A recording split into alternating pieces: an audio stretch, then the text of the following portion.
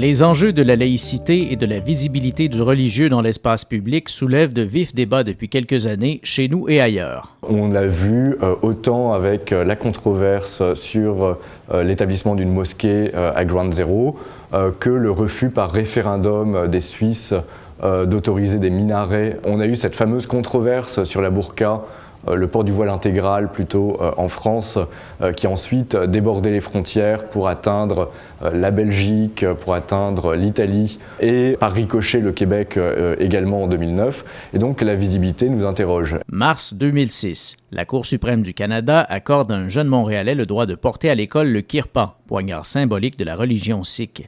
Cela marque le début de la polémique sur les accommodements raisonnables qui, depuis, refait surface périodiquement à travers certains événements médiatisés. On va interpréter finalement un symbole, d'un côté comme l'expression d'éléments de violence pour le kirpan, de l'autre comme une domination de la femme pour le hijab.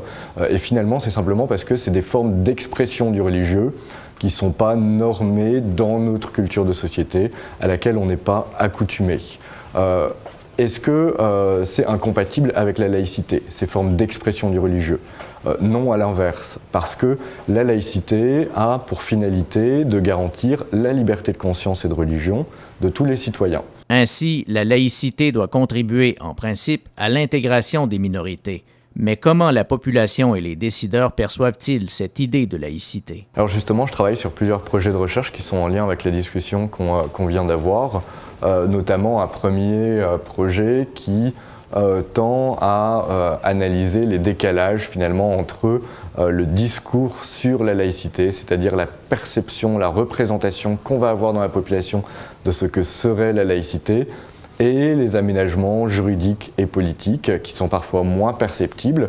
David Coussens mène aussi des projets plus spécifiques, notamment au sein du groupe de recherche Société, droit et religion, le SODRUS. On a eu un débat sur le port du voile intégral au Québec, alors que finalement on sait qu'il y a très peu de femmes qui porteraient le voile intégral au Québec. Et donc avec des chercheurs de la faculté de droit de l'université ici à Sherbrooke, je travaille également sur ce débat, le port du voile intégral, et les balises qu'il faudrait y apporter dans les institutions publiques québécoises.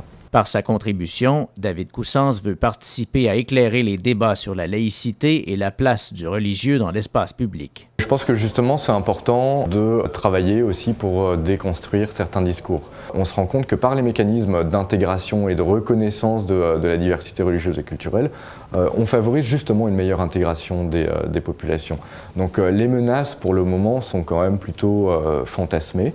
Elles ne sont pas réelles. On transpose des réalités d'ailleurs, une islamisation qu'il y aurait ailleurs, dans d'autres pays, à notre contexte québécois et canadien, et ça ne reflète pas la réalité qu'on peut observer ici au Québec et au Canada.